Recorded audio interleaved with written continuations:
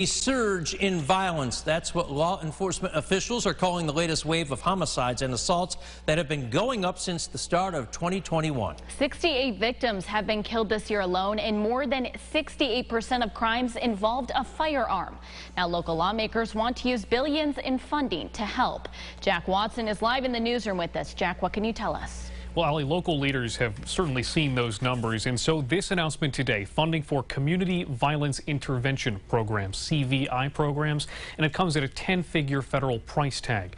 Congressman Joe Morelle says $5 billion would go toward the programs in this proposal, working with people who are most likely to commit gun violence and stepping in to provide services to lessen the chances of violence. Congressman Morelle says the programs already exist but are not adequately funded. He says there needs to be deliberate action to prevent violence before it can take hold.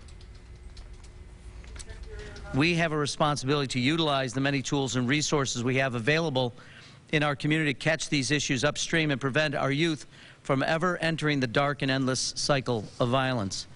That's why we fought for and I've been able to deliver a bill which includes $5 billion for sustained community violence intervention programs across the community, and legislation that we are about to pass when I go back to Washington in the House of Representatives next week.